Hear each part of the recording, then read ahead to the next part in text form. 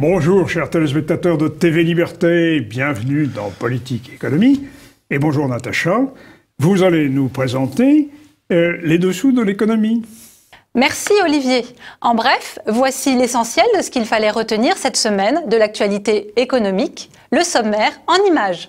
À la une des dessous de l'écho de cet été, l'Europe réfléchit à une directive qui permettrait de bloquer tous les comptes en banque en cas de crise économique pour éviter retrait et transferts massifs.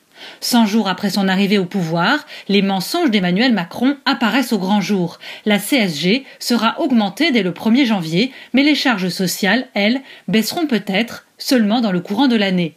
Promis, juré, on nous avait promis qu'il n'y aurait pas d'impôts nouveaux. Qu'à cela ne tienne, il suffit d'augmenter certains impôts existants pour ne pas trahir sa promesse. Une taxe qui vise les grandes entreprises va opportunément être augmentée l'an prochain pour collecter 2 milliards de plus. Enfin, chômage, la France a retrouvé son niveau de 2012 avec 9,5% de demandeurs d'emploi. Ça, c'est pour la galerie. Derrière la façade, la vérité est beaucoup moins rose.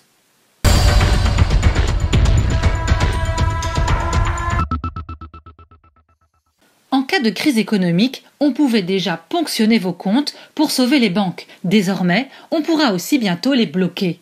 Ponctionner les comptes à hauteur de 10% et au-dessus des 100 000 € de dépôt, du moins en théorie, c'est une directive européenne de 2015 qui a créé ce droit et même cette obligation pour les établissements financiers. Ils devront d'abord faire payer leurs actionnaires et leurs clients avant d'éventuellement pouvoir obtenir l'aide de l'Europe ou d'un État et des fonds de sauvegarde créés à cet effet. Mais cela ne suffisait manifestement pas à rassurer ceux qui sentent qu'une nouvelle crise est en train d'arriver. Conséquence, la présidence de l'Union européenne, actuellement assurée par l'Estonie, réfléchit à faire voter un texte par le Parlement européen, texte qui permettrait de bloquer les comptes en banque. Concrètement, si le système est ébranlé par une nouvelle crise économique, si les banques refusent de s'échanger de l'argent entre elles, comme c'est déjà arrivé en 2008, si les liquidités commencent à manquer, alors le gendarme européen des banques pourra leur intimer l'ordre de bloquer les comptes en banque. Grand seigneur, le projet de texte envisage qu'un retrait minimum soit autorisé afin de pouvoir subvenir à ses besoins aux dépenses de première nécessité. Reste à savoir à combien est estimé ce minimum. Mais à part ça, vous ne pourrez plus disposer de votre argent comme bon vous semble. Pas question de le retirer, pas question non plus de le transférer vers un autre établissement bancaire et en particulier dans un autre pays, dans une autre monnaie. Ce blocage des comptes serait en théorie limité à 5 jours ouvrés et pourrait, si la situation est exceptionnellement grave, être porté à 20 jours. Mais on le sait, quand une crise survient, plus aucune règle et plus aucune limite fixée pourtant à l'avance ne tiennent. En cas de crise majeure, votre argent à la banque pourrait bien être durablement inaccessible, sans compter qu'il aura peut-être également été ponctionné, malgré la limite théorique, des fameux 100 000 €, surtout faite pour assurer les foules. Tout cela intervient dans un contexte économique mondial assez particulier, avec des monarchies pétrolières en crise. À cause d'un prix du pétrole au plus bas, la Chine n'est plus la locomotive qu'elle était jusqu'ici, et surtout, elle est assise sur un tas de dettes douteuses, tout comme les États-Unis d'ailleurs, et tout comme la France. Les économistes sont de plus en plus nombreux à penser qu'après la crise des dettes privées survenue en 2008, surviendra une autre crise, celle des dettes publiques. Et devinez comment une partie seulement de ces dettes publiques, créances douteuses, puis sans fonds seront comblées, avec votre argent qui se trouve sur vos comptes et qui ne vous appartient déjà plus depuis longtemps. Les promesses n'engagent que ceux à qui elles sont faites. L'adage est connu et demeure plus que jamais d'actualité avec le nouveau tandem au pouvoir, Macron-Philippe. L'exécutif s'apprête en effet à trahir une promesse du candidat Macron, à savoir une baisse des charges sociales en 2018 avec la suppression de la cotisation maladie et de la cotisation chômage. Baisse compensée pour le budget de l'État, de la Sécu et de l'assurance chômage par une hausse de la CSG. L'idée sous-jacente était d'un côté d'augmenter le pouvoir d'achat des salariés, puisque la CSG prélevée sur leur salaire, même augmentée, leur coûtera moins que les anciennes charges supprimées. Et de l'autre, de faire financer l'assurance chômage par l'ensemble des contribuables et non plus par les seuls salariés, tout en augmentant les revenus de l'assurance maladie. Sauf que, ça c'était la promesse électorale. Dans la réalité, le gouvernement prépare tout autre chose. Le poteau rose a été découvert la semaine dernière. La CSG augmenterait bien au 1er janvier prochain, passant tout de même de 7,5 à 9,2%, pas mal pour une taxe qui devait être provisoire lors de sa création. Mais dans le même temps, les cotisations sociales qui devaient être supprimées simultanément seront seulement réduites. Pour l'instant, 2 scénarios sont en concurrence. Une réduction en 3 fois du montant de ces cotisations, avec donc tout à la fin la fameuse suppression promise, mais reportée à plus tard. Ou bien une réduction de moitié, puis une suppression. L'exécutif promet que ces réductions, puis suppressions, seront étalées sur l'année 2018, mais on a du mal à y croire vraiment, tant ceux qui nous gouvernent sont des spécialistes des trahisons, retournements de veste et reculades en tout genre. Un 3e scénario est en effet élaboré et discuté en secret à Bercy. La hausse de la CSG pour tous, dès le 1er janvier, et une baisse, et non plus une suppression des charges sociales, au prétexte que le budget de l'État sera difficile à boucler en 2018 et qu'il faut absolument réduire le déficit public. Résultat, une autre promesse va être trahie, celle qu'il n'y aurait plus d'impôts supplémentaires. Or, dans les faits, la hausse conséquente de la CSG et le maintien de tout ou partie des charges sociales qui devaient être supprimées va coûter cher à tout le monde, retraités, rentiers, professions libérales, salariés et entreprises. Impôts, toujours, on nous avait promis qu'il n'y en aurait pas de nouveau, ni non plus d'augmentation. Mais comme on vient de le voir avec la hausse de la CSG et la baisse étalée dans le temps des charges sociales, la vérité est tout autre. L'argument est toujours le même. On ne connaissait pas les comptes publics avant d'arriver aux affaires. Ce sont les sortants qui ont fait des erreurs ou maquillé volontairement les chiffres. On ne peut pas faire autrement. Mais en attendant, le nouveau gouvernement cherche par tout moyen à faire rentrer plus d'argent dans les caisses et n'a pas d'autre solution que de créer de nouveaux impôts ou plutôt d'augmenter des impôts existants. C'est manifestement le sort qui est réservé à la C3S, la contribution sociale de solidarité des sociétés, un impôt qui concerne toutes les entreprises établies sur le territoire français et dont le chiffre d'affaires dépasse 19 millions d'euros. Cet impôt, qui a pour caractéristique principale d'être calculé en fonction du chiffre d'affaires et donc est prélevé, que l'entreprise soit bénéficiaire ou non, devrait être augmenté d'1 à 1,5% dès l'an prochain, permettant ainsi de faire entrer 2 milliards d'euros supplémentaires. Le gouvernement promet que cette hausse n'est que provisoire, ne durera que 3 ans, afin de collecter 6 milliards d'euros. 6 milliards d'euros, c'est justement la somme que l'État a été condamné à rembourser par la Cour de justice européenne et le Conseil d'État aux grandes entreprises. Ces 6 milliards d'euros correspondent à une taxe de 3% prélevée sur leurs dividendes pendant des années et qui a donc été jugée illégale. Autrement dit, l'État va reprendre d'une main ce qu'il est obligé de rembourser de l'autre, bien que cette taxe, cet impôt, a été retoqué par la justice. Édifiant. Enfin, cela fera bientôt 1 an que l'on nous rabâche cette histoire. Le chômage baisse enfin en France. Fin juin, il était en effet officiellement établi à 9,5% de la population active, quand au pire moment du mandat de François Hollande, il avait dépassé allègrement les 10%.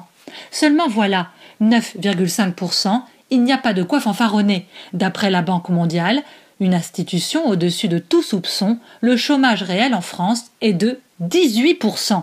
On parle de taux de chômage élargi, comprenant ceux qui ont un emploi mais à temps partiel et ne gagnent pas suffisamment pour en vivre, ou encore ceux qui sont en formation ou dans une des nombreuses voies de garage conçues pour sortir des demandeurs d'emploi des statistiques. Si l'on ajoute ceux qui ont renoncé à chercher un emploi, le taux de chômage réel français se situe bien au-delà des 20%.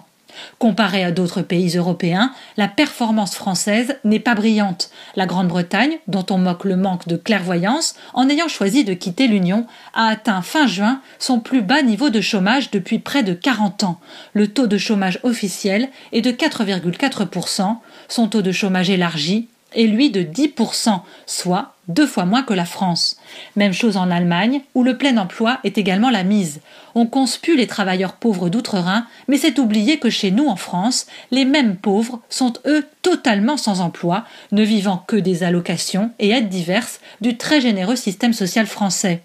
Indice, en Allemagne, ce même système social est pour une année de plus excédentaire, quand il est pour une année de plus lourdement déficitaire en France. C'était le dessous de l'écho de cet été. Bonne rentrée à tous et à la semaine prochaine. Alors, chers téléspectateurs, aujourd'hui, mon invité, Pierre Jovanovic. Bonjour Pierre. Bonjour. Alors, mon cher Pierre, l'été, en matière financière et économique, c'est le moment où se commettent tous les crimes. Absolument. Et surtout le mois d'août, parce qu'il semblerait mois de juillet, mois d'août, les deux. Il semblerait que les populations soient occupées ailleurs. Exactement. Et nous allons donc décrypter, dans l'actualité mondiale économique, tous les coups fourrés qui ont été faits pendant ces quelques mois par les banques. Mais, chers téléspectateurs, avant de développer avec Pierre cet aspect des choses, je voudrais répondre finalement à une question que certains internautes nous posent. Mais au fond, à quoi ça sert de vous interroger sur la planète financière, sur les déficits, les dettes et tout ça? Écoutez bien cela. Vous allez comprendre. Ah, parce qu'il y a des gens qui vous posent cette question. Oui. Qui se demandent pourquoi on prête autant d'attention à cette finance anonyme et vagabonde. Ça doit être des banquiers, hein. Peut-être bien. Écoutez bien cela. Écoutez bien cela. C'est une note faite par Pierre Jovanovic. France et Angleterre, même combat. Suppression en 12 des commissariats du 21 au 25 août 2017. Voilà, c'était au plein mois d'août. Le Daily Mail a révélé que le 5 août, le gouvernement libéral anglais avait fermé 40% de tous les postes de police en Angleterre. Voilà à quoi ça sert de suivre la finance. Voilà. Parce qu'il y a des traductions d'abord déjà dans la vie de tous les jours. Voilà. Et manifestement, les gens qui vous ont posé la question vivent dans la caverne ou dans une caverne. c'est une évidence parce que je discutais encore tout à l'heure avec le chauffeur qui m'a amené ici. Il me disait que maintenant, il voyait de plus en plus de grands magasins fermés boulevard Haussmann. Et boulevard Haussmann à Paris, je dis ça pour tous nos spectateurs qui sont en province, c'est vraiment une des adresses les plus chères, on va dire, là où il y a vraiment du business, comme on dit. Il y a de plus en plus de boutiques vides. Donc, effectivement, suivre la finance, ça nous permet d'avoir de l'avance sur ce qui va se passer dans 1 an, dans 2 ans. Hein, absolument. Voilà. La dette bancaire est bien en train de détruire absolument les services publics et même les services privés, les entreprises de distribution. Et vous citez un chiffre, Pierre, encore, qui est intéressant, c'est que en Grande-Bretagne, le nombre d'arrestations par la police anglaise a baissé de 600 000. Alors même que nous avons une invasion migratoire, que nous avons une augmentation des actes délictueux et, bien sûr, des attentats. Donc, voilà pourquoi la dette nous affaiblit. Nous détruit. Nous détruit. Elle nous ronge progressivement. Alors nous allons développer ça, mais le mois d'août, disions-nous, est propice à toutes les turpitudes en matière financière et bancaire. Comme par hasard, et vous allez expliquer ça à nos téléspectateurs, depuis des années, des banques étaient en procès, et voilà que les décisions de justice ont toutes été prises fin juillet, courant août, n'est-ce pas? Absolument. Toutes les décisions de justice sont tombées fin juillet au mois d'août. C'est curieux. Elles auraient pu tomber, je sais pas, au mois de mars, au mois de février, même janvier, septembre, novembre, octobre. Non, pas du tout. C'est 80% des grandes décisions qui condamnent les banques. Et ça, maintenant, j'ai l'expérience. Bientôt, ça va faire 10 ans que je chronique l'explosion de Wall Street du 29 septembre 2008. 80% des décisions des grosses décisions de justice tombent pile poil allez, on va simplifier, au mois d'août, voilà, quand la majorité des gens sont en vacances. Alors, on en a un certain florilège. Alors, voilà, on va pas tout vous lire, hein, mais on va vous donner les grands titres. Alors, vous retrouvez tout ça sur les articles sur le site quotidien.com. Alors, par exemple, là, il y a un article, par exemple, alors ça, c'était au 8 juillet. La banque Rothschild prise la main dans le sac par le gendarme luxembourgeois. Ah oui. Alors déjà que le gendarme financier luxembourgeois quand même est assez lâche. Hein. Oui, il ne doit pas être très méchant. Ouais, voilà, c'est ça. Il n'est pas très méchant. Hein. Il est aveugle en fait. Hein. Il a une canne blanche. Voilà. Mais malgré sa canne blanche, il a réussi à coincer. Ça devait être de taille quand même. Ouais, c'était devenu trop visible. Alors, je vous donne le détail. Hein. Donc, la banque Edmond de Rothschild est accusée d'avoir joué aux blanchisseurs chinois. Entre 2012 et 2013, 473 millions de dollars ont atterri sur un compte ouvert au bénéfice de l'ancien directeur du fonds souverain d'Abu Dhabi, monsieur de Kadem Al-Koubassi. c'est un haut fonctionnaire émirati qui est soupçonné dans plusieurs pays d'avoir détourné 1,4 milliard de dollars au détriment d'un fonds souverain. Enfin bon, il a piqué de l'argent dans la caisse. Voilà. Et c'est passé par la banque Edmond Rothschild au Luxembourg. Voilà. Alors pour que le gendarme luxembourgeois se bouge les fesses, waouh, il en a fallu beaucoup, hein. Voilà, donc c'est tombé au mois de juillet. Et alors, donc moi je résume à nos spectateurs, hein, pour un virement de 2000 €, hein, on va vous harceler et vous accuser d'être un terroriste, mais à partir d'1 million d'euros, ça se négocie. Oui. Mais quand vous devez 2000 €, c'est la banque qui vous tient, mais quand vous lui devez 2 millions, c'est vous qui la tenez. Non, mais voilà, c'est ça. Donc pour un virement d'1 million, on vous déroule le tapis rouge, voilà. Les commissions sont importantes à ce niveau-là. Voilà. Et donc, la Rothschild s'est prise une amende de 9 millions d'euros luxembourgeois. Parce que maintenant, je fais une distinction entre l'euro luxembourgeois et l'euro français. Voilà. C'est vraiment stupéfiant de voir ça. Alors cas ensuite... Vous avez d'autres cas. Attendez. Là, le Crédit Agricole. Ah tiens. Alors, le Crédit Agricole s'est pris une amende pour blanchiment d'argent, eux aussi. Et alors là, c'est la Banque de France. Alors, il les a pas interdits de checker. C'est dommage. C'est en effet ce qui pourrait dommage, mais arriver au simple particulier. Vous interdit de checker, c'est drôle pour une banque.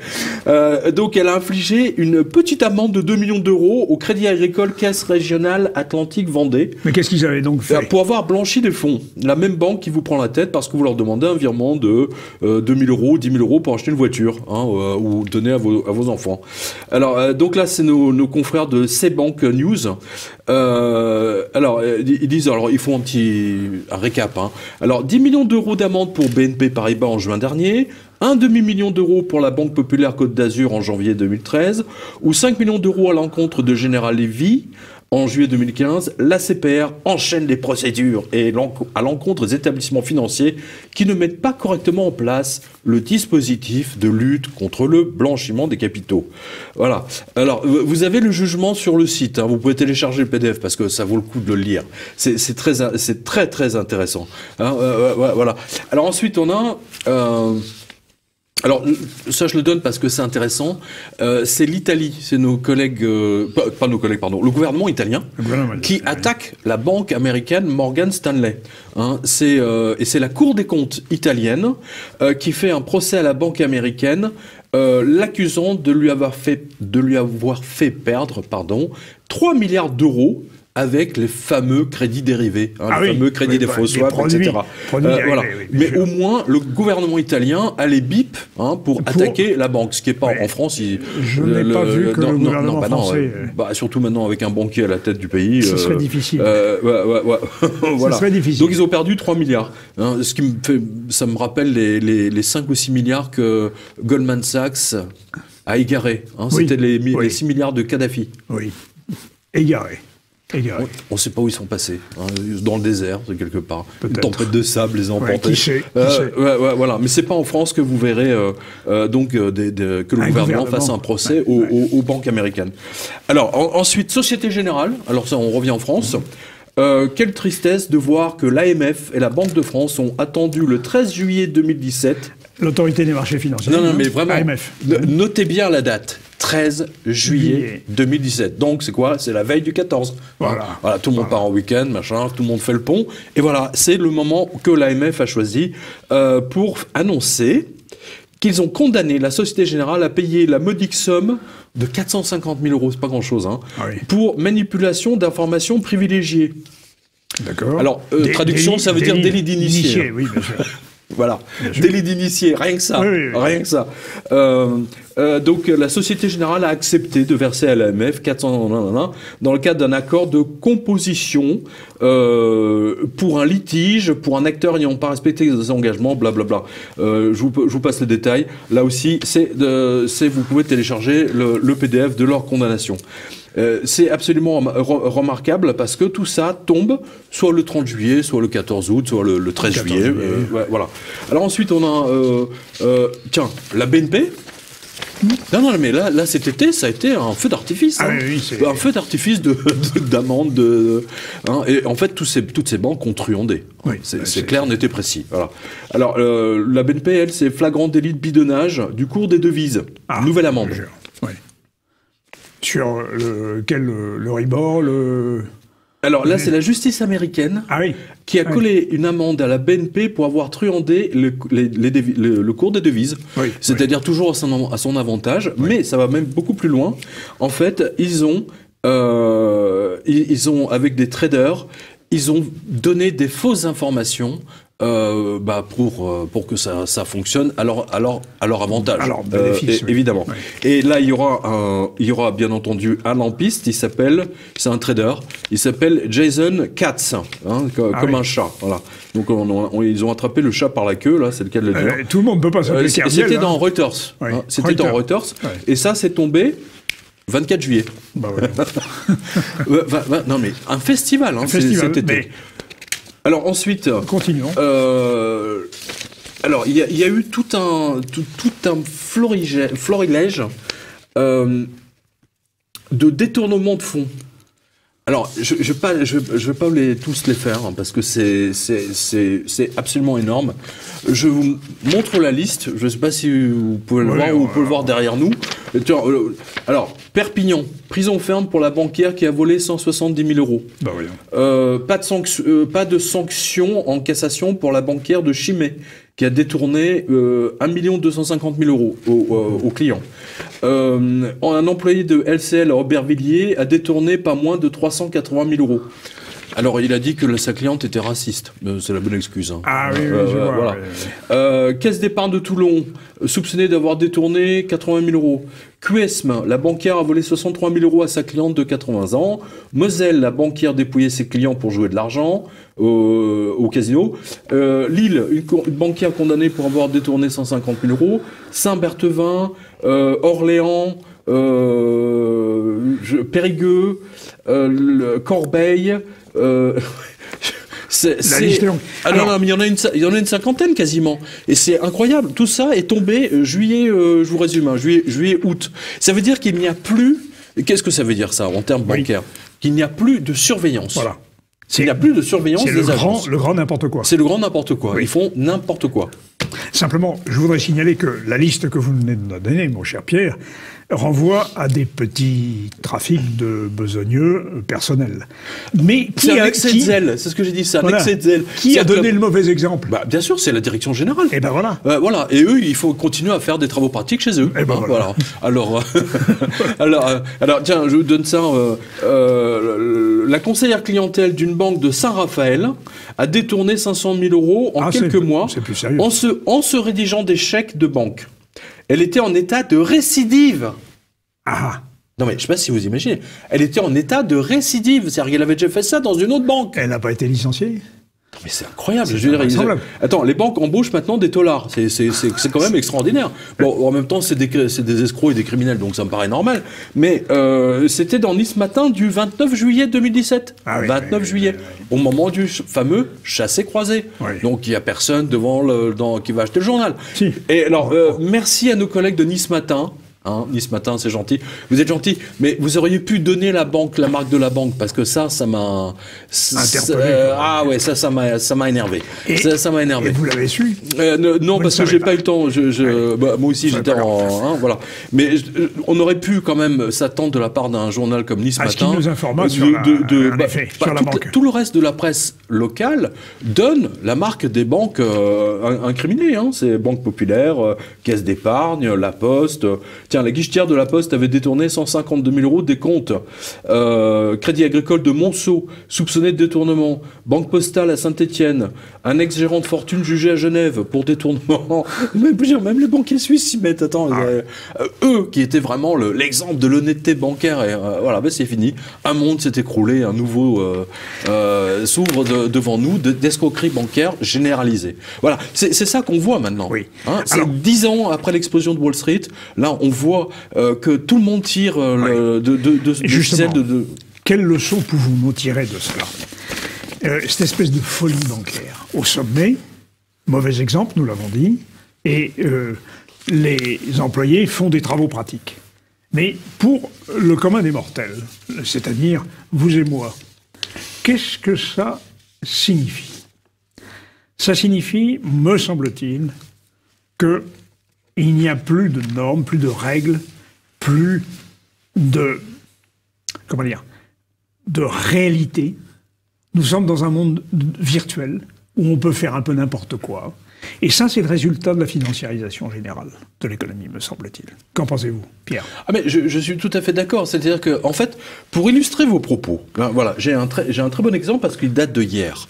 Ah, voilà, il date de hier. Alors je ne sais pas si c'est le papier parce que j'en ai fait au moins 2 ou 3 cet été. Ça concerne la Wells Fargo. Alors on en a parlé ensemble en septembre dernier. Absolument, il y a un an, la Wells Fargo qui avait... Exactement. À l'époque, alors je rappelle l'affaire. À l'époque, la Wells Fargo avait demandé à ses chargés de compte d'ouvrir des faux comptes. Voilà. De virer de l'argent des clients sur un compte caché. Donc ils en ont ouvert 500 000 ou 800 000, c'était le chiffre qu'on avait à l'époque. On l'a fait ensemble, il y a grosso modo un an. Nos téléspectateurs sont... Afin de les mettre à découvert, ce qui déclenche mécaniquement le rejet des chèques et la génération d'agios conséquents. Voilà. Ils ont fait ça, à l'époque, je vous donne de tête, on avait parlé de 500 ou de 600 ou 800 000 clients. Et l'initiative, c'était une femme, autant que je me souviens. Exactement, c'était une femme qui pilotait ça, qui était remerciée depuis avec un chèque de 20 millions de dollars. Et c'était son parachute, doré. Lol. Voilà. Donc, ça illustre bien, si vous voyez les propos de Voltaire, si vous voyez un banquier sauter par la fenêtre, sauter derrière lui, il y a de l'argent à gagner. Wells Fargo, c'est vraiment ça. Eh bien, figurez-vous que hier, l'information est tombée, ce n'est pas 500 ou 800 000 comptes qui ont été concernés. C'est 3,5 millions de comptes. 3,5 millions de comptes de truandage de la Wells Fargo. La Wells Fargo qui, en 2008-2009, a dit « Ah, nous, les suprêmes, on n'est pas concernés. L'explosion de Wall Street du 29 septembre 2008, on ne connaît pas. On n'est pas concernés. » Tiens, en fait, ils ont tout maquillé, ils ont maquillé leurs comptes, et qu'est-ce qu'ils ont fait? En fait, ils ont volé, grosso modo, 1 milliard tous les 2 ans, tous les 3 ans, à l'ensemble de leurs clients, et sans parler du fait qu'ils leur collaient des assurances, des machins, des trucs que les gens n'auraient jamais demandé, et vous deviez passer 20 coups de fil pour l'annuler. Oui, c'est classique, c'est très connu. Le grand classique. Voilà. Ça, c'est la Wells Fargo. Vous avez tous les détails sur quotidien.com de hier. Savez-vous, Pierre, que c'est la même chose? Si vous avez des inquiétudes sur les obligations, par exemple, les obligations dont on a bourré les portefeuilles d'assurance vie. Si vous pensez que la remontée de taux d'intérêt va déprécier vos anciennes obligations et que vous voulez racheter votre assurance vie, il vous faudra 1 an et demi. C'est ça, et 20 coups de fil. Voilà.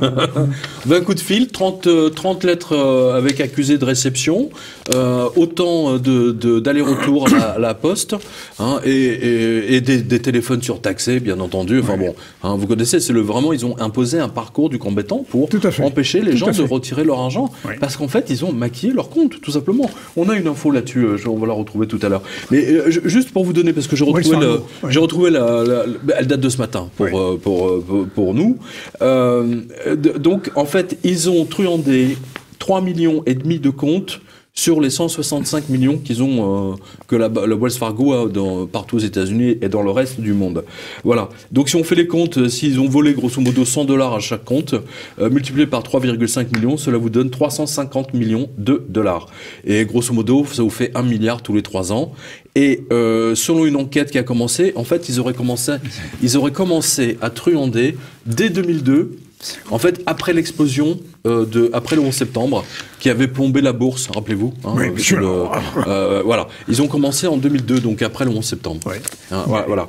C'est énorme. C'est absolument énorme. Il y avait eu le crack numérique aussi. Bien sûr. Le crack Internet. Alors, et comme disait, j'ai écrit ça, comme disait la bonne dinde Arlette Laguillet, parce que je rappelle que Madame Arlette Laguillet, de gauche, elle était quand même salariée du Crédit Lyonnais. C'est quand même là. On nous cache tout. nous cache tout. On nous dit rien. On nous dit rien.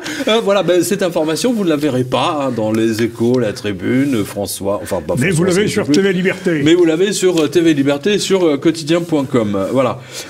Et nous, moi, je vous en parle depuis 2009 et nous, on en a parlé ensemble. Bien sûr, Wells Fargo. C'est exactement l'année dernière, à notre reprise du mois de septembre. Voilà. C'est une immense escroquerie. Vous vous rendez compte? Une banque qui crée des... Vous avez un compte et vous avez votre chargé de compte qui en fait un autre caché et il prend votre argent et le met dessus pour vous mettre à découvert et pour générer. Et vous vous demandez, mais où est passé mon argent? C'est invraisemblable. Mais il y a beaucoup mieux. Il y a aussi le fait que si ces banques n'ont pas réussi à se renflouer avec ces méthodes, que de toute façon, elles envisagent maintenant légalement de bloquer votre compte. Ah bah tiens, voilà. Nous y voilà. Nous y voilà. Alors, j'ai oublié quand même, parce que tout à l'heure on parlait des grandes escroqueries bancaires, j'ai oublié le principal, ce qui date de la semaine dernière. Alors, on va voir les photos derrière nous, parce que je me suis fait un plaisir de mettre leurs photos, parce que j'ai vu la presse économique française à botter en touche.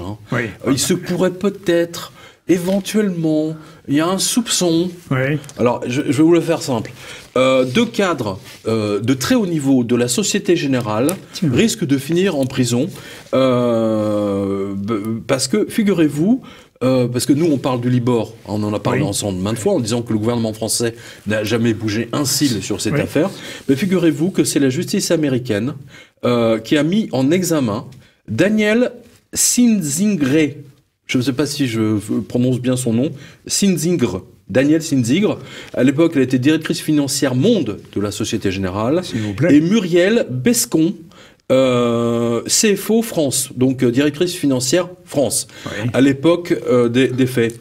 Alors, que dit la justice américaine? Il dit, il les accuse d'avoir comploté entre mai 2010 et octobre 2011 et donné, je vous le donne dans le mille, des faux taux bancaires. Voilà. Et donc, alors, vous avez le PDF du tribunal de New York que vous pouvez télécharger. On s'entend bien, les photos, c'est des taux faux. C'est des taux faux pas aussi. Des photographies. Excellent. Excellent. D'ailleurs, on salue Muriel Bescon. Voilà. Ça sent la poudre, parce que ce sont deux Françaises qui sont attaquées qui se sont attaquées au sacro-saint de l'art américain. Voilà. Donc, vous verrez les photos, leurs photos derrière nous. Et alors, ce qui est amusant, c'est que Madame Bescon, eh bien, figurez-vous qu'elle était tout à fait dans la partie de Blind Masters. Ah oui. Puisque à l'époque, elle était, maintenant, elle est Global Head of Short-Term Derivatives chez Société Générale Corporate and Investment Banking. C'est la SGCIB, ce qui confirme le livre d'Héloïse Benamou. J'allais vous le dire. Exactement, parce que là, on en parle en large la kleptocratie française. Paru, excellent livre, on vous le recommande. Paru le Jardin des Livres. Absolument, non, mais en plus, j'en parle. Héloïse fut mon invité il y a quelques mois. C'est ce que j'écris. Ce qui est encore plus incroyable, c'est que cette décision du département de justice américain nous donne raison à Héloïse Benamou et à son livre Kleptocratie française, dans lequel elle attaque violemment la Société Générale et son organisation de mafieux. C'est une banque mafieuse. Et à moi-même, puisque là, vous êtes tous témoins, on en a parlé ensemble, et j'en parle depuis des années sur la revue de presse. Voilà. Donc, Héloïse et moi, nous sommes vengés, pour le coup, parce que la justice française n'a pas bougé, et c'est la justice américaine qui attaque la Société Générale pour manipulation Libor. Mais il y a encore mieux. La justice américaine a récupéré des mails internes. Et ce qui est hallucinant, c'est que dès 2010, Madame Danielle Sinzingre, alors je m'excuse pour la prononciation, Sinzingre a commencé à flipper et a averti ses supérieurs qu'il serait temps de se planquer pour ne pas se faire repérer par les régulateurs. Donc non seulement ils truandaient, mais en plus, ils ont dit, maintenant, il faut qu'on arrête parce qu'on va se faire repérer. C'est quasi officiel, quoi. C'est quasi officiel. C'est incroyable. Mais c'est incroyable. L'affaire Kerviel ne leur a pas suffi. Non. L'affaire Kerviel ne leur a pas suffi. Enfoiré. C'était général. Et vous savez que bande d'enfoirés, escrocs. Mon cher Pierre, vous savez que le Kerviel est devenu une unité de mesure. Oui. C'est une idée de Simone Wappler. Le Kerviel. Alors, par exemple, les créances douteuses dans les banques européennes, c'est 184 Kerviel. Oui, c'est-à-dire multiplié par 5 milliards. Quoi. 5 milliards. Donc faites le calcul, chers téléspectateurs. Bon, le Kerviel est une unité de mesure Mais alors, des créances douteuses. J'écoute la suite. Tigre, Daniel Snich. Oui, bon, vous l'avez on a dit. compris. Elle dit, bon, il serait temps qu'on arrête. Que fait sa hiérarchie? Je rappelle qu'elle est quand même directrice monde. Oui. Directrice financière monde de la DG quand même, hein, c'est pas rien. Oui. Donc en haut, hein, oui. comme dirait quelqu'un, Oui, hein, je vois, voilà, oui. Comme dirait quelqu'un, c'est le soleil. Ah ouais, Et c'est le soleil, qu'est-ce qu'il a dit, le soleil de la Société Générale? On continue. Il continue l'arnaque. Énorme, énorme, énorme. Ouais. Société Générale. Bref, je dis simplement dommage que ces chefs n'ont pas été nommés. Hein, voilà, parce que ça sent le deal réglé à l'avance entre les avocats pour éviter au très grand patron de la Société Générale de se retrouver devant le tribunal de Brooklyn. Donc vous aurez 2 lampistes. Hein, Voilà. donc voilà, donc Daniel Snizny et Bip, on va l'appeler, et Muriel Bescon. Voilà. Mais ils partiront avec un chèque, rassurez-vous. Et vous avez le PDF, donc allez sur quotidien.com, récupérez le PDF, ça vaut vraiment le coup, lisez-le en entier, c'est vraiment hilarant, entre guillemets, hein. Ça vous montre à quel point la Société Générale se moque du monde, Dépêchons-nous d'en rire avant que d'en d'en pleurer. Oui, on est bien d'accord. Mon cher Pierre, nous allons faire une pause sur cette phrase. Attends, non, juste une chose. Vous ne voulez pas de la pause? Non. Très bien. Allez-y. On est dans les condamnations. Dernière info. Il y en a eu tellement. Mais il y en a eu tellement. C'était effrayant. La Natixis. Ah, Natixis. Oh bah oui, mais alors là, Natixis nous a coûté assez cher comme ça. Merci aux contribuables que nous sommes. La Natixis a été condamnée une nouvelle fois. Hein, voilà. Alors je rappelle que la BPCE Natixis, c'est le regroupement des banques mourues, des banques françaises, mourues en 2008, et dont il fallait cacher la faillite par Monsieur Sarkozy. Caisse d'épargne et Banque Populaire. Voilà. Le groupe de 8000 agences partout en France est piloté par François Perrol, bien connu du Canard enchaîné en raison des divers scandales liés à Sarkozy. Natixis s'occupe de gérer les fonds qui lui sont confiés, entre autres, par la Caisse d'épargne et la Banque Populaire. Donc le mec, il se refile les trucs. Ah bah tiens, j'ai tout ça d'argent, mais il n'y a pas assez d'experts à la Caisse d'épargne, donc il le refile à Natixis. Bref. Ça, c'est une instruction du pouvoir, ça. Non, mais en fait, ils ont truandé les comptes et ils se sont pris une amende de 35 millions d'euros. Voilà. 35 millions d'euros. Alors, moi, je dis simplement à la Banque de France, au bout du 10e avertissement, ils auront quoi? Un blâme, hein, voilà. Ouais. Et au bout du 20e blâme, ils auront encore une amende de temps. Voilà. Il y a personne va en prison. Personne. Non, mais ils sont protégés. Il y a une protection. Il y a une justice pour... Ils sont le pouvoir. Oui. Ils sont le pouvoir. Et il y a une justice pour les gens ordinaires comme vous et moi. Et puis, il y a cette justice pour eux, qui est une justice arrangeante. Parce qu'ils sont jugés partis, en réalité. Parce qu'ils tiennent le pouvoir. Partis, ouais, tout à fait. Ils tiennent le pouvoir. Ils tiennent le pouvoir. Sûr. Nous avons un banquier à la tête de l'État. Évidemment. Vous l'avez dit. Mais le problème, c'est qu'ils ne peuvent pas cacher. La preuve, c'est qu'on n'a jamais eu... ça va faire 10 ans que je couvre cette partie économique et de la crise financière. Je n'ai jamais vu autant de décisions de justice tomber en plein été, au 15 août ou au 13 juillet. Hein, date fétiche, 13 juillet. C'est bon, ça. Ils sont tous partis. Ils sont tous sur la route. Ou au 29 juillet. Chassé croisé. Mais vous savez, le mois d'août est propice à toutes les turpitudes, y compris aux dévaluations, par exemple. Bien sûr. Toutes les grandes dévaluations. 15 août, Nixon. Le ministre des Finances de Pompidou, son nom, il était corse, j'ai oublié son nom. Même chose, au mois d'août, dévaluation du franc, mais voilà. Eh bien, nous allons faire une pause, mon cher Pierre, et reprendre... On a encore beaucoup de choses, parce que les taux négatifs... Voilà, on va parler des taux négatifs. Très important. Très important, parce qu'avant, il y avait 4-5, maintenant on est à 19 pays en taux négatifs en Europe. Je ne sais pas si vous imaginez. 19 pays. À tout de suite.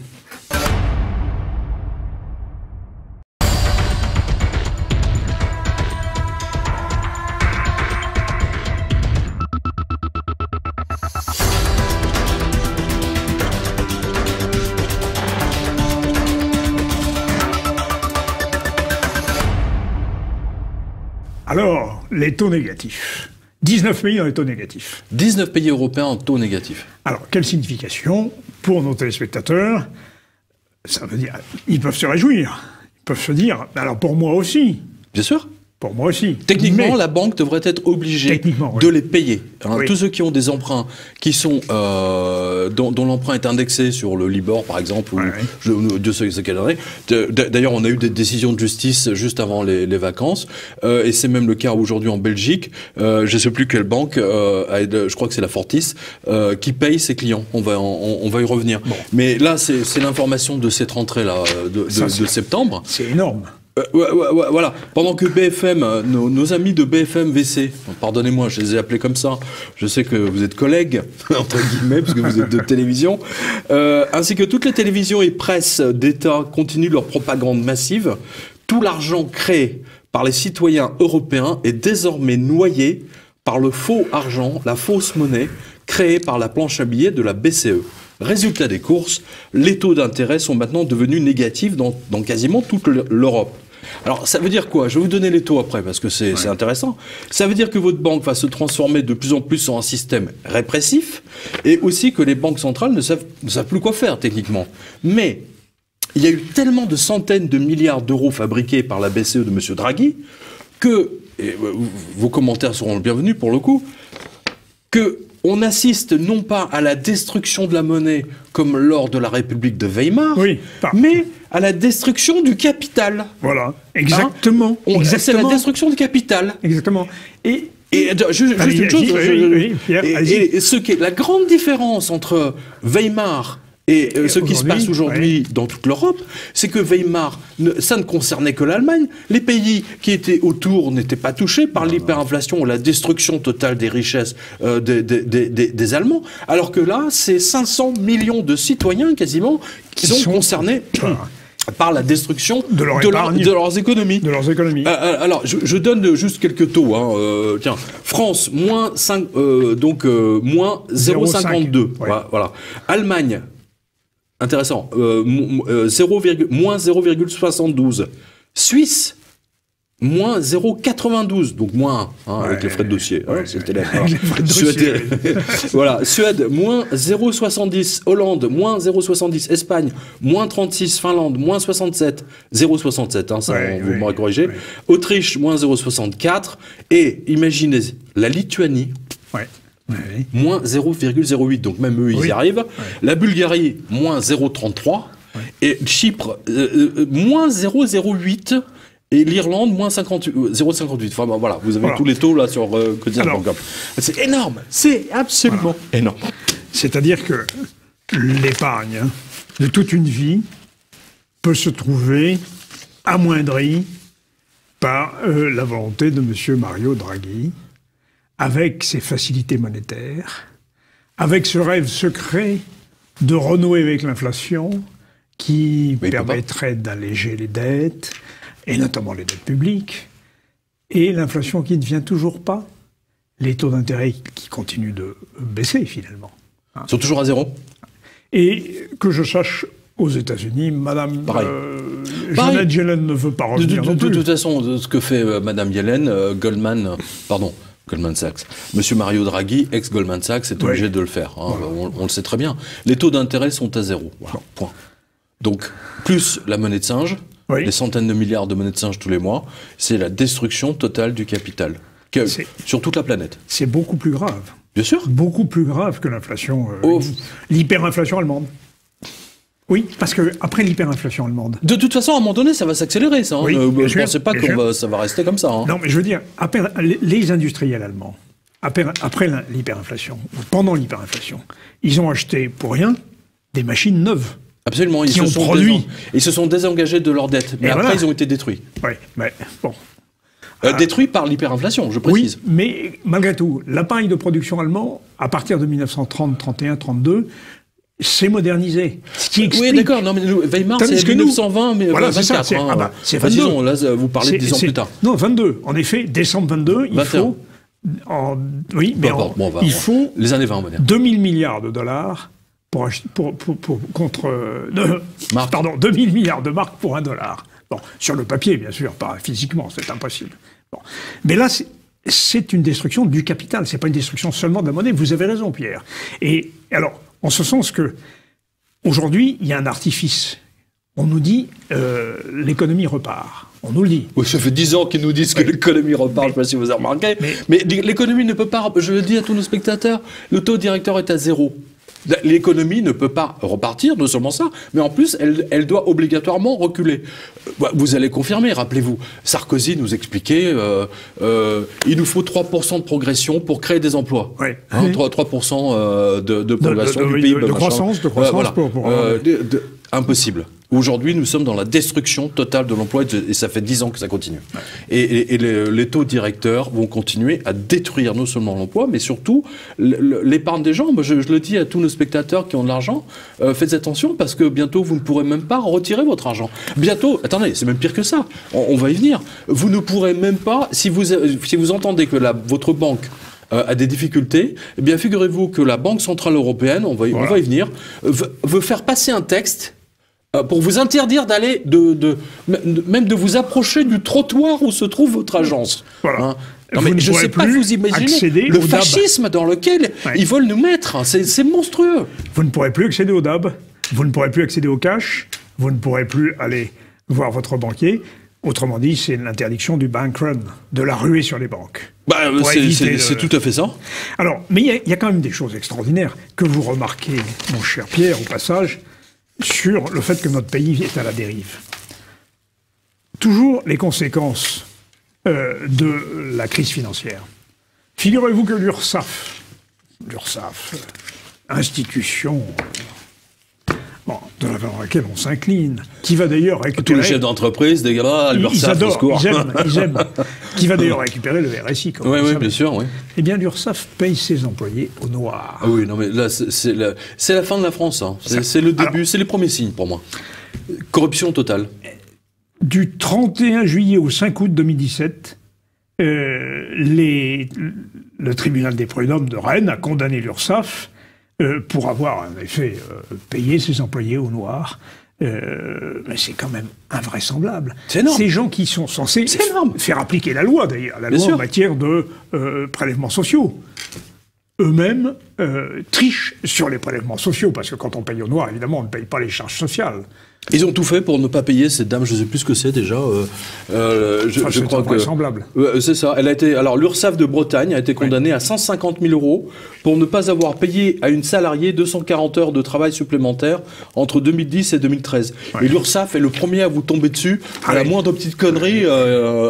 J'ai vu les artisans, les commerçants, les chefs d'entreprise. J'ai vu un artisan se faire massacrer parce qu'il avait oublié simplement de mettre un serveur qui venait d'embaucher la veille.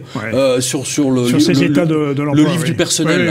Vous savez que chaque employeur est obligé d'avoir. Et alors, ce qui est scandaleux, en plus, dans cette affaire, c'est que l'URSSAF n'est pas, à proprement parler, une administration publique, un organe de l'État. Il est privé, en réalité. C'est un organisme privé, paritaire, mais qui a toute la puissance publique à son service. C'est-à-dire au service d'intérêts qui sont finalement des intérêts privés. C'est tout à fait scandaleux. Et qui utilise la force injuste de la loi, comme disait M. Mitterrand, pour assujettir les assujettis en question, avec toute la violence légale de l'État, sans avoir la réalité d'un service public.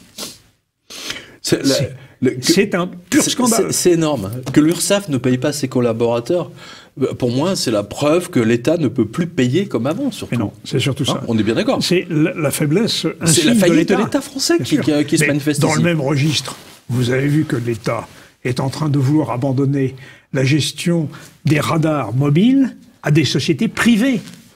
Nous sommes revenus au temps où les fermiers généraux se voyaient affermer les impôts, parce que, bien sûr, la vitesse, quand vous êtes pris à 94 km, ça n'est pas de l'ordre public, c'est de la collecte d'impôts. Et par conséquent, de donner ça à des entreprises privées, ça relève de l'affermage, comme dans l'Ancien Régime. Je vous signale qu'on a fait quand même une révolution contre ça. Absolument. Et le mur murant Paris rend Paris murmurant. C'était le mur de l'octroi autour de Paris. À propos de Paris, d'ailleurs, vous avez raison de le souligner, parce que Madame Hidalgo, Notre Drame de Paris, selon l'excellent titre de ce livre, Notre Drame, Madame Hidalgo, elle a confié à des sociétés privées la distribution des PV dans Paris.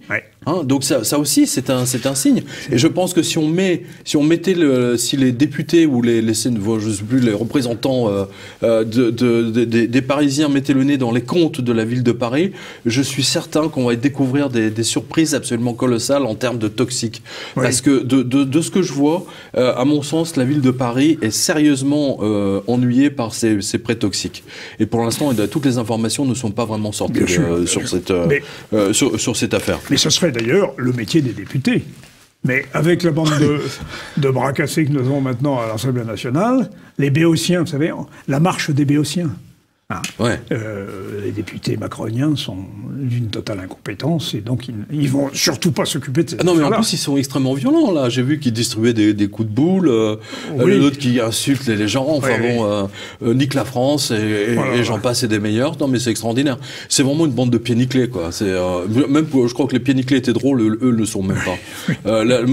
Emmanuel Macron va avoir beaucoup de mal avec cette bande de peine-cul. Ça va être absolument stupéfiant à voir. Emmanuel Macron à la tête de la France, là, aujourd'hui, c'est un peu comme si on avait donné une Ferrari qui monte à 400 km/h à un gamin de 8 ans, quoi. Ouais. C'est vraiment l'effet que ça me fait. Hein. Et surtout, cette rentrée me semble très bizarre. Oui, étrange, parce qu'elle est relativement calme. Mais on a l'impression que monsieur... Mais en même temps, c'est tendu. Oui, mais monsieur Macron n'habite pas le même pays que la majorité des Français. Hein. C'est clair qu'il n'habite pas au même endroit. Ça, c'est une... Mais revenons à la directive européenne, parce que quand même, c'est très grave, ça. C'est très grave. Donc, vous ne pourrez pas, comme vous disiez tout à l'heure, approcher votre banque... ça sera interdit par la loi. Exactement. Là, il y a un ancien c'est un Anglais, je crois, ou un Écossais, qui veut faire passer une loi, alors toujours au mois de juillet, mois d'août, hein, bien entendu, bien sûr. pour que les gens n'aient pas le droit d'aller à leur banque, tout simplement. Exemple, la Montepaschi, qui était en faillite. Eh bien, les médias disent la Montepaschi est en faillite, et immédiatement. Plus aucun client de la Montepaschi n'a le droit d'aller à sa banque retirer son argent. C'est pas beau, ça ? Voilà le genre de loi qu'il veut faire passer. Et ces enfoirés du journal Le Monde qui ont dit que c'est moi qui étais conspirationniste parce que je l'avais donné de toutes ces informations à l'avance. Oui, mais c'est énorme. Oui. Et attends, il y a une autre info. Il y a celle-ci. Que j'ai titré « Votre banque est devenue un commissariat de police au service des banques en faillite ». Oui. Alors, donc en fait, ils veulent vous faire passer des lois en douce pour vous empêcher de dépenser votre argent comme bon vous semble. Ainsi, ce n'est pas un hasard, vous allez le voir derrière nous, si les clients de la banque Fortuneo, par exemple, ont reçu cet email le 24 juin. 24 juin. Ils anticipent là. Exactement. Non mais en été, enfin. Oui. Qui les informe que désormais vous devrez fournir un justificatif pour toute dépense de plus de 20 000 € via un chèque de banque. Voilà. Voilà. Alors, chers lecteurs, chers spectateurs, vous serez soumis au bon vouloir de votre minable chargé de compte, qui prendra un malin plaisir à vous mettre des bâtons dans les roues si vous vous montrez un peu trop hostile à son égard et à son métier de banquier qui lui permet d'avoir votre vie entre ses mains. Bien sûr, ce sont des nouvelles réglementations pour lutter contre le blanchiment et le terrorisme. Bien sûr. La morale toujours. Oublions de mentionner que ce sont les banques elles-mêmes qui sont les premières à violer ces règles. On vient de le voir. On vient de donner toute une série de condamnations. C'est quand même Alors, écoutez la suite. Alors, on n'a pas la capture, mais grosso modo, donc Fortuneo se réserve le droit. Entre guillemets, de quel droit ? De demander des justificatifs pour des sommes inférieures donc de 5 000 €. Voilà. Ouais. En fait, même pour 1 000 €, ils peuvent commencer à vous chercher des poux dans la tête. Et si vous n'avez ça sera difficile. Vous et moi, ça sera difficile. Mais si vous n'avez pas le justificatif, vous êtes aussitôt déclaré à Tracfin. Exactement. Et Tracfin, il y a un autre article sur quotidien.com. Le nombre de dénonciations a explosé. Ce qui me rappelle, moi, la guerre de 1941. Oui, bien sûr. On dénonce les lettres à la commandanture. Les lettres la lettre à la commandanture. Monsieur Martin, au deuxième étage, porte gauche, et les résistants, il écoute le général de Gaulle, etc. Voilà, c'est Tracfin. Alors, je dis, écoutez, allez-y, laissez-vous être dénoncé à Tracfin, on les emmerde. Voilà. De toute façon, ils sont débordés et c'est pas pour 20 000 euros qu'ils vont regarder. On s'en fout. Et même s'ils vous regardent, peu importe, qu'est-ce qu'ils vont faire. Mais vous savez, c'est incroyable. Il paraît, je n'ai pas eu les moyens de vérifier, mais il paraît que 80% des redressements fiscaux sont dus à des dénonciations. Ça, je veux bien le croire. Je veux bien le croire. C'est une honte. Absolument. C'est honteux. C'est quand même fascinant. Hein, on verra derrière nous le texte de Fortunéo. C'est-à-dire qu'en fait, si vous faites un virement de plus de 20 000 euros, que ce soit en Europe ou pas, en zone France, CEPA, machin, vous devrez justifier votre virement. Est-ce que vous vous rendez compte de la paperasserie dans une entreprise qui paye des... Attends, et vous imaginez Airbus, mais attends, ils payent des fournisseurs, c'est pas 20 000 euros, c'est 500 000, 5 millions, etc. C'est vraiment pour empêcher les petits, ça. C'est pour empêcher les petits épargnants, ceux qui ont 100 000, 200 000. C'est pour les empêcher de retirer leur argent. De recevoir la police d'assurance vie de leurs parents décédés, exactement, par exemple. Voilà. Bon, et qui veulent éventuellement en donner une partie à leurs enfants. Ils n'ont théoriquement pas le droit. Mais alors attendez la suite. La JP Morgan a édité, alors ça va venir en France, à mon avis, l'année prochaine ou dans 2 ans, peu importe. De 2 ans, quand la JP Morgan fait un truc, en général, ça arrive en France via l'Union européenne. Oui. Alors la JP Morgan a interdit à tous ses clients qui disposent de coffres-forts, écoutez bien, vous n'avez pas le droit d'y mettre des lingots d'or, des pièces d'or, et qu'est-ce qu'il y a d'autre et de l'argent liquide. Ouais. Allô ? À quoi sert un coffre-fort à ce moment-là ? Oui, bien sûr. Voilà, c'est ça. Ils veulent supprimer l'utilisation de l'argent liquide, et on va le voir. Le cash, voilà, parce que Visa lui-même, cash, Visa est en train de tout faire. Il encourage les commerçants à refuser le liquide. Et il leur donne des cadeaux, des machines gratuitement, etc. Et vous allez voir que ça va se développer. Mais je dis à tous nos téléspectateurs, hein, je sais qu'ils sont nombreux, faites vraiment très attention. Dites-le à vos parents, ils ne pourront pas retirer leur argent. À un moment donné, s'il y a une faillite bancaire, tiens, voilà, juste au passage, la 4e faillite de la même banque en Angleterre, voilà, et ça c'était au mois de juillet, donc. J'avais donné les banques espagnoles, la Banque Popular qui est tombée, oui, bien sûr. Les banques portugaises, autrichiennes, de San Marin, des italiennes, etc. qui ont fait faillite. Voici le tour d'une banque anglaise de tomber, la Co-op Bank américaine, déjà sauvée 2 fois de la faillite en 2013 et 2014. Comme quoi, ça ne sert à rien de les sauver. Hein, ça montre bien. Il faut les nationaliser tout de suite. Et il y avait de l'argent des contribuables dedans, certainement. Évidemment. Voilà. Et donc, c'est son quatrième sauvetage. Elle est en faillite. Ils ont été obligés de la sauver. Et là, vous avez encore... alors, c'est une banque espagnole. Alors, celle-là, elle va vous plaire. C'est la Mare Nostrum. Ça ne s'invente pas. Ah oui, Mare Nostrum a coulé. La Mare Nostrum a coulé. Il n'y a plus de liquidité à la Mare Nostrum. C'est énorme. C'est bon, on peut pas l'inventer un truc pareil. La chère Méditerranée à qui on a donné son nom à une banque. La Mare Nostrum. Non, mais attends, c'est une grosse banque espagnole. Hein. Ouais. Et donc, ça c'est dans Reuters, je vous le dis. Ouais. Fusion entre Bankia et BMN imposée par l'État puisqu'il contrôle 66%. Les 2 banques, blablabla. Le ministre des Finances a déclaré la semaine dernière que les 2 banques, blablabla, fusionnées, blablabla. C'est faillite totale. Bien sûr. Et quand 2 banques en faillite fusionnent, dans 1 an plus tard, voilà, elles vont faire faillite. Pour 1 euro, exactement. La Banque la nuit. Populaire. Ça s'est passé la nuit. La nuit. Comme les cambriolages. Les cambriolages, c'est la nuit. Hein. Attends, 23 milliards d'euros qu'ils ont volés au peuple espagnol. 23 milliards d'euros volés au peuple espagnol pour sauver ces banques pourries. C'est énorme. Et après, on s'étonne que les commissariats ferment en France, que les gendarmeries ferment, que les tribunaux ferment, les hôpitaux ferment. Et pas seulement en France, en Angleterre, on vient de le voir. Oui, on l'a vu. On sent que vraiment, il y a une chape de plomb là qui est tombée. Hein. C'est vraiment très net. J'aimerais revenir sur l'interdiction du cash. Oui. Parce que je crois qu'il va y avoir un effet pervers. C'est que les hommes ne sont pas idiots. Qu'est-ce qu'ils vont faire ? Ils vont inventer des crypto-monnaies, des monnaies cachées. En fait, vous savez que les crypto-monnaies, en fait, c'est une circulaire qui a été rendue publique de la NSA en 1998. C'est vieux, oui. La NSA, je précise bien, donc le grand système, qui consiste en fait de manière à contrôler toute la population américaine, à supprimer l'usage de l'argent liquide pour pouvoir tracer chaque personne et son usage. Voilà, d'où la naissance. C'était le blueprint, comme on dit ça en anglais, le blueprint, pour lancer le Bitcoin. Et on ne sait toujours pas d'ailleurs qui a lancé le Bitcoin. On dit que c'est Satoshi, je me souviens plus du nom, Fakamoto ou je ne sais pas quoi. Mais en fait, on n'en sait strictement rien. Et maintenant, les banques lancent leur propre. Il y a l'Ethereum. Et moi, je peux vous dire que j'en ai acheté, parce que mais c'est un parcours du combattant. C'est extrêmement compliqué.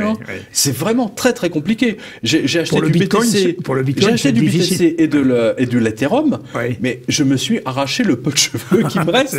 Et pourtant, je m'y connais.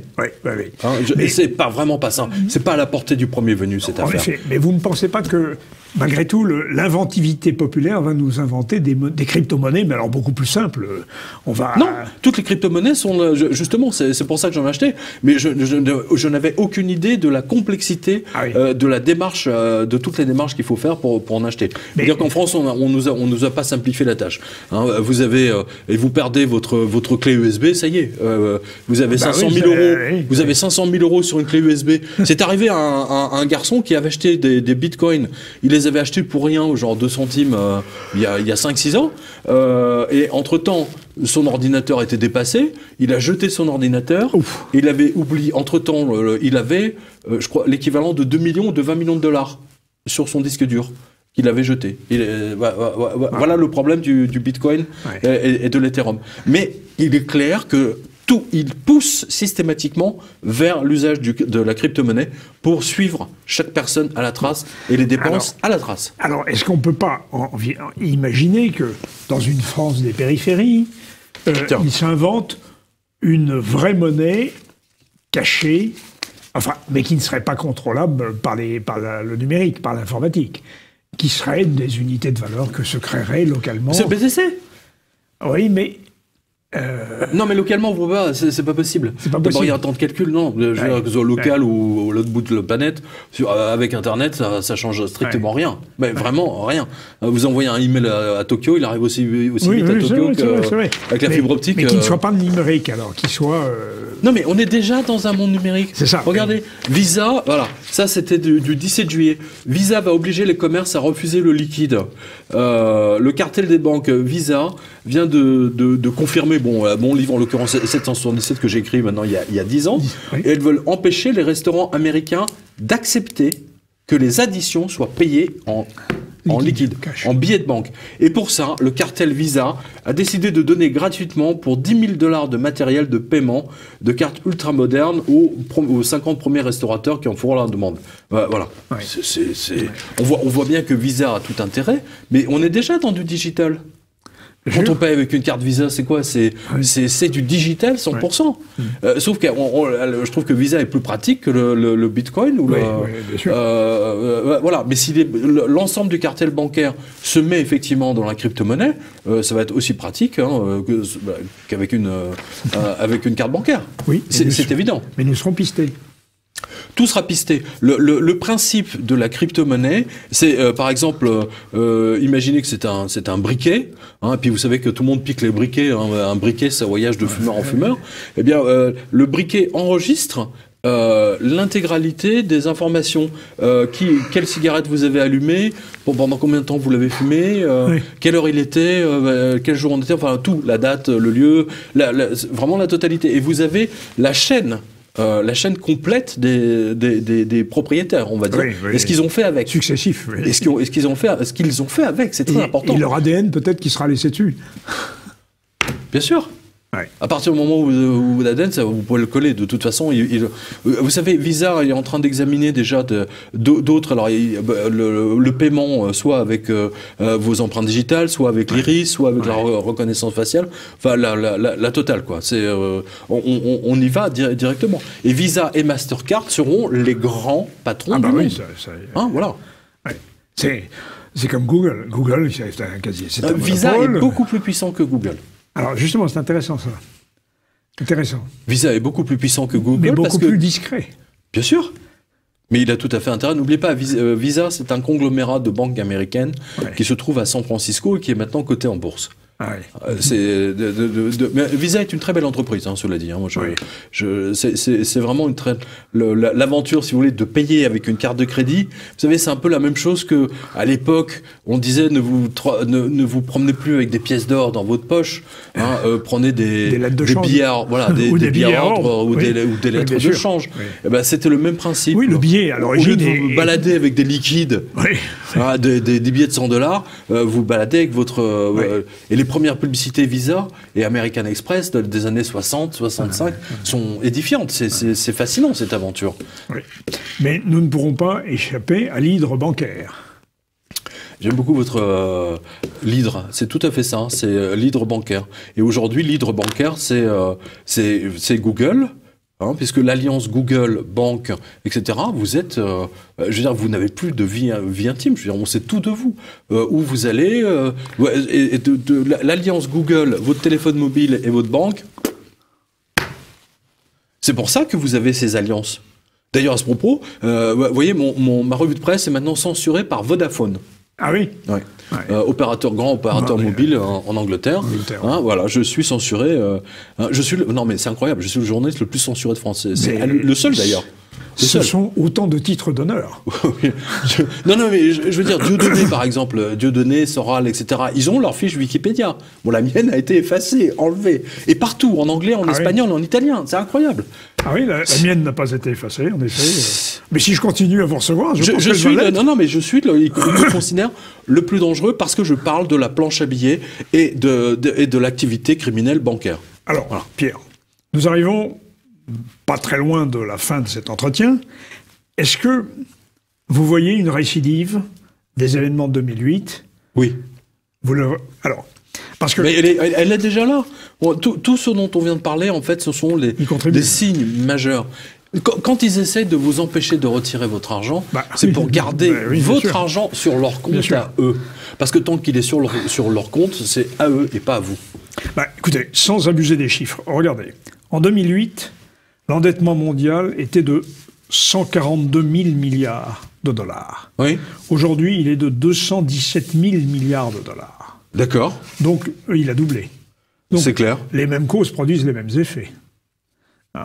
Et alors, on n'a pas parlé de quelque chose qui est quand même important, c'est ce qu'on appelle le shadow banking. C'est-à-dire ceux qui ne passent pas par les circuits officiels. Non, mais le shadow banking, le shadow banking ne concerne pas le grand public. Non, en effet. Le shadow banking concerne vraiment les grandes entités, les multinationales. On en a déjà parlé une fois ensemble, il y a 3 ans, si mes souvenirs sont bons. Oui, bien sûr. Avec le troisième chauve qui était là. On le salue.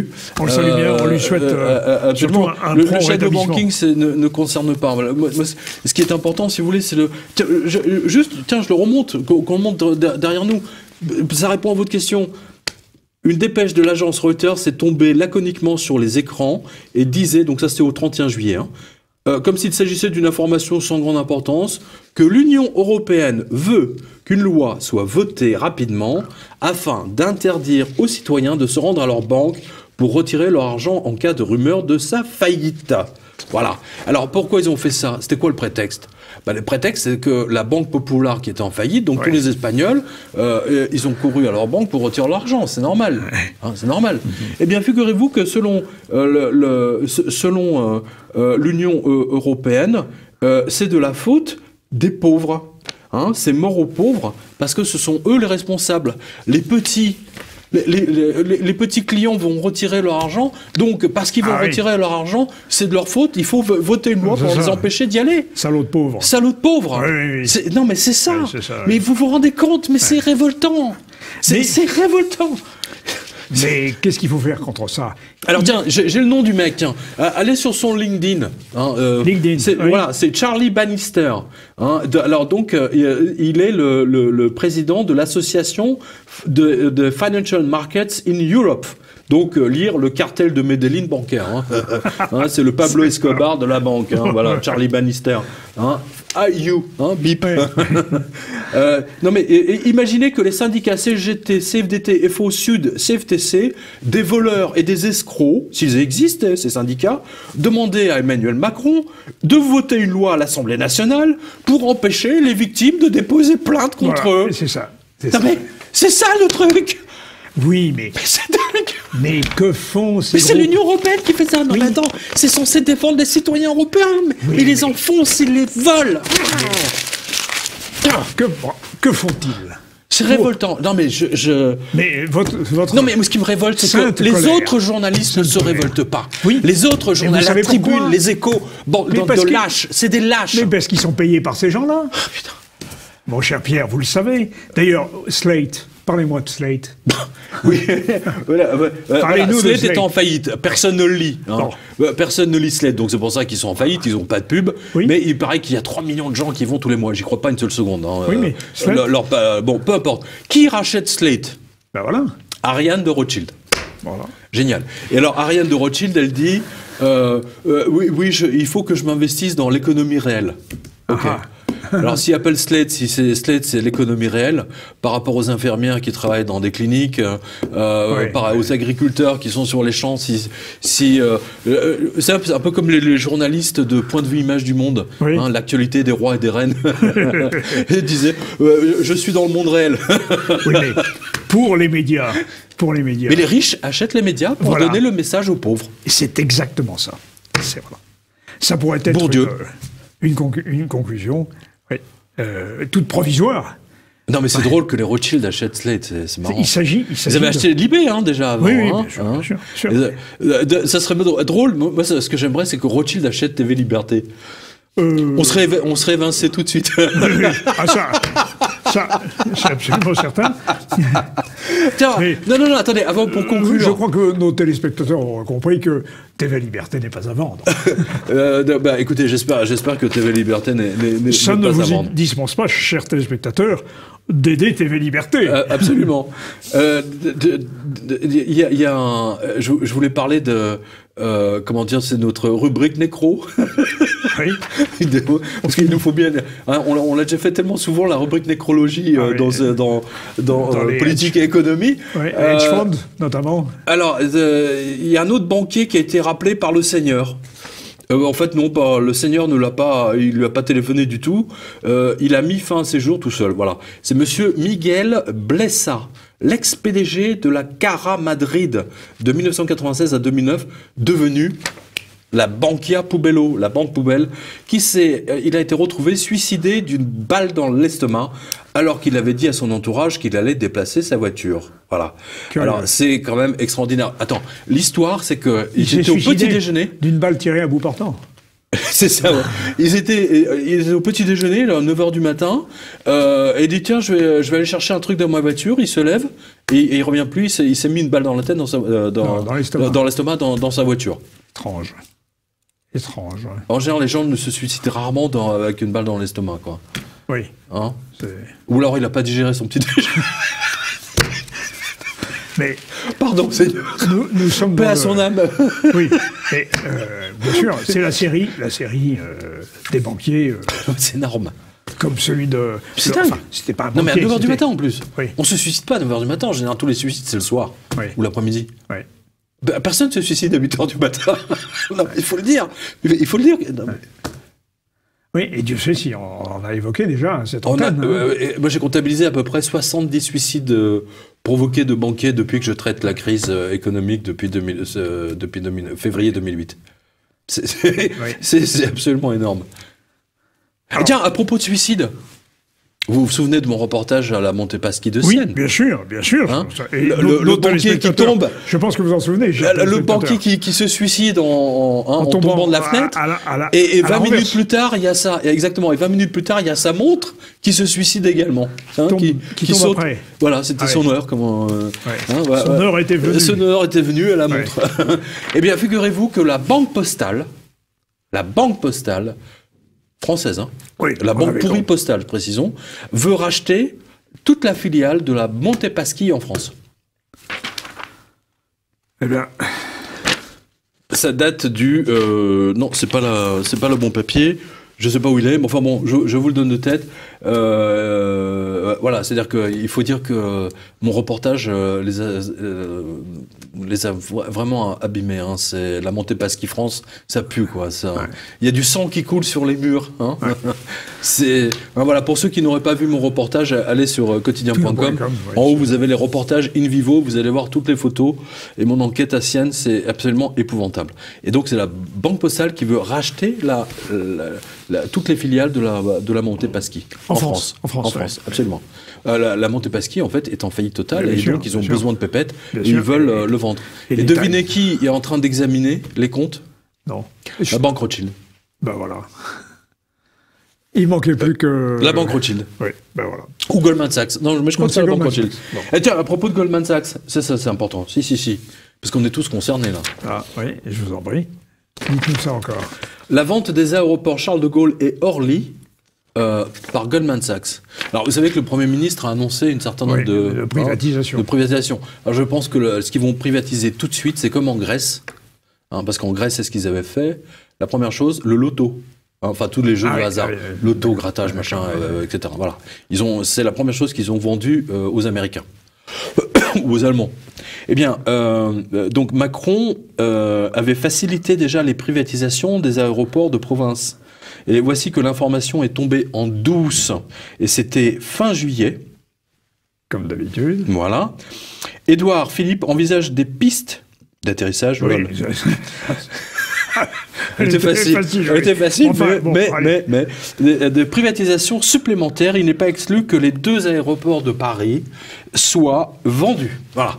Donc ils vont vendre Charles de Gaulle, alors tout un symbole, hein. Vendre Charles de Gaulle, c'est déjà énorme, et vendre Orly. Vous l'appelez CDC comme Caisse des dépôts et consignations. Non mais il y a un truc, alors j'aimerais bien que le téléspectateur m'explique.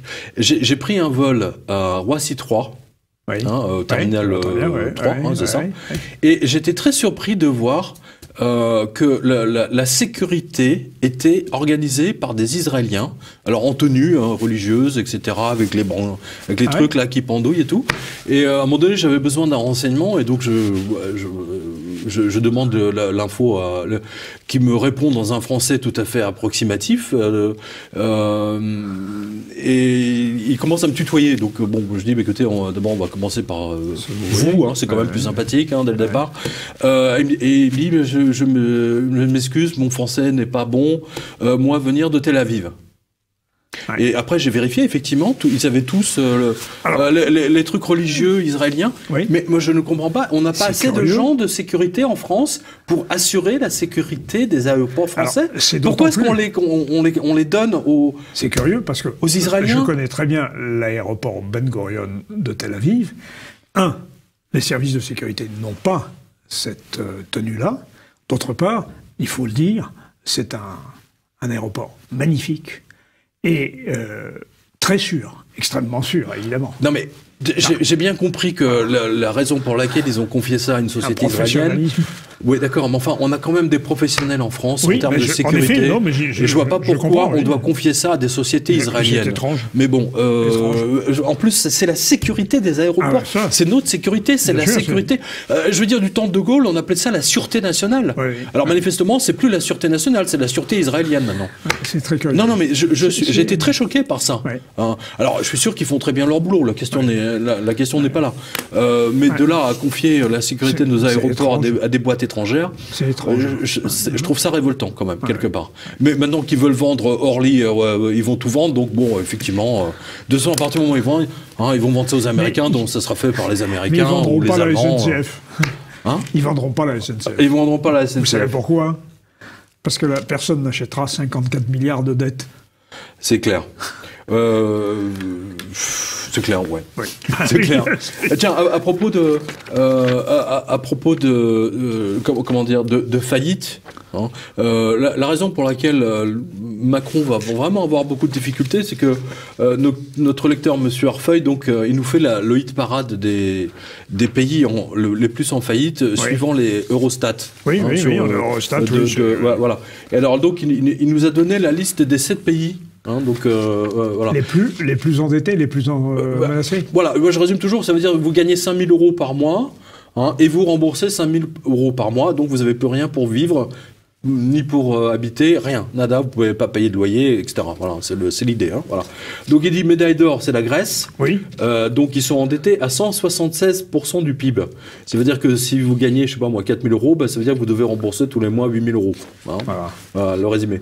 Médaille d'argent, Italie. Donc ils sont endettés à 134%. Oui, c'est ça. Oui. Médaille de bronze, Portugal. Ils sont à 130% en effet, du PIB. Voilà. Belgique, 107%. Chypre, 107%. Espagne, 100%. Et France, 80%. Bon, allez, 100%. Voilà. Oui, on frise Donc, c'est bon, donc ils ne pourront pas. Ils seront obligés de détruire la totalité des services publics. Et Mélenchon va prendre le pouvoir. C'est une évidence. Alors, il ne pourra pas faire autrement. Il ne pourra pas faire autrement. Mélenchon est aux abois, il le sait, il est dans un coin, il attend. Il attend avec le fusil de chasse à canontier, là, le Macron. Mais non, mais sérieux. Mais en tout cas, moi, je donne rendez-vous à nos spectateurs que j'ai le plaisir de retrouver la prochaine signature. Ah oui, vos signatures. Ah oui, le 30 septembre. Derrière nous, on va le voir. Alors, à Brive-la-Gaillarde. À Brive-la-Gaillarde. Où je suis interdit de salon. Ben oui. Parce que c'est le truc, c'est Hollande. C'est la Corrèze. Avant, j'y allais chaque année. Et il y a eu un changement de politique. Voilà. Je suis censuré, bien entendu, par les socialistes de Brive-la-Gaillarde. Donc je fais une signature, pas au Salon du Livre de Brive, mais à part le 30 septembre, le samedi. Et après, vous en avez une autre encore. Alors, on va le voir derrière nous, parce que je n'ai pas toutes les dates en tête. Eh bien, merci, mon cher Pierre, pour toutes ces informations. Merci à vous. Vous avez encore toutes ces infos, je dis, sur quotidien.com. Tous les spectateurs, voilà, toutes ces infos, on n'a pas pu les traiter parce que il y en a trop. Mais moi vraiment, je le dis aux spectateurs, soyez extrêmement prudents. Ne laissez pas votre argent en banque. Faites quelque chose de manière... je dis toujours, acheter de l'immobilier, louez-le, acheter de l'or, de l'argent, mais du tangible. Ou même si vous avez envie de vous faire plaisir, une voiture de collection. Ou simplement dépenser chaque mois tout ce que vous avez sur votre compte et ne faites pas d'épargne. Non, mais je comprends que tout le monde ait besoin d'avoir de se sentir en sécurité. Oui. Mais le problème, c'est que vous n'êtes pas en sécurité avec votre argent qui est contrôlé par votre banquier. J'ai encore eu le cas d'un lecteur qui voulait retirer 2 500 euros et il lui a dit non, monsieur, vous ne pouvez pas, c'est pourquoi faire ? Ah si vous ne me donnez pas la raison... invraisemblable. Non, mais c'est invraisemblable, caisse d'épargne. Vous le retrouverez sur le... voilà, il a refusé de lui donner son argent, c'est incroyable. Et en plus, c'est le banquier qui limite vos retraits carte bleue. Oui. Non mais... Le banquier s'est transformé en policier, c'est la Gestapo, voilà. Ouais. C'est la Gestapo. Et moi, je me bats contre ça maintenant depuis 10 ans. Je l'ai annoncé à l'époque, mais maintenant c'est pire ce que j'ai malheureusement annoncé. C'est pire. Eh bien, souhaitons que ça ne soit pas pire dans un mois quand vous reviendrez. Mais en tout cas, il faut résister. Voilà, il faut résister. Et je fais tout pour que Tracfin soit encore plus engorgé. Voilà. Tracfin. Merci ça fait beaucoup, un peu Pierre. Merci. Surgelé. Tracfin, oui, ça, il y a un petit côté. Il y a un côté surgelé. Ouais. Merci Pierre. Merci à vous. Et à très bientôt, chers téléspectateurs, sur TV Liberté, dans Politique et Économie. Merci à vous.